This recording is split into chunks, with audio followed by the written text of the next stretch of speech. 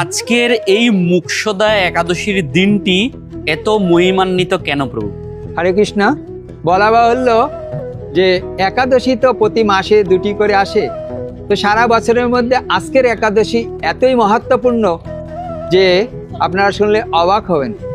তো আজ থেকে 5000 বছর আগে কুরুক্ষেত্রের যুদ্ধ হয়েছিল এবং আপনারা মহাভারতের সবাই জানেন যে যুদ্ধক্ষেত্র কুরুক্ষেত্র। তো আজকের দিনে ভগবান কৃষ্ণ অর্জুনকে এই গীতার জ্ঞান দান করেছিলেন। কি বলছেন প্রভু? এবং প্রথমে তো আপনারা জানেন অর্জুন বিভিন্ন রকম বিষাদগ্রস্ত, সে কোনো রকমেই তার আত্মীয় স্বজনদেরকে মারবে না, মোহগ্রস্ত, বিভিন্ন জ্ঞানের কথা বলছেন।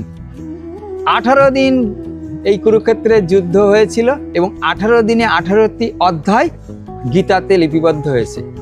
তো সবচেয়ে উল্লেখযোগ্য যে প্রথম যখন অর্জুন মোহগ্রস্ত হলেন তখন বিভিন্ন জ্ঞান একের পর এক দিতে দিতে যখন সর্বশেষে তার চরণে আশ্রয় নিলেন তখন অর্জুন বুঝতে পারলেন যে এই গীতার মাহাত্ম্য কী। তো সেই দিনই আজকের দিন।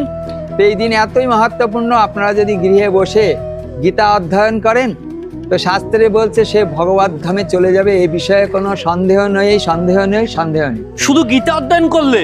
শুধুমাত্র বেদ আমাদের মাতা, এবং বেদ মাতা বলছে যে একমাত্র সারা পৃথিবীর মধ্যে যত শাস্ত্র আছে সর্বশ্রেষ্ঠ শ্রীমদ্ ভাগবত গীতা যথাযথ।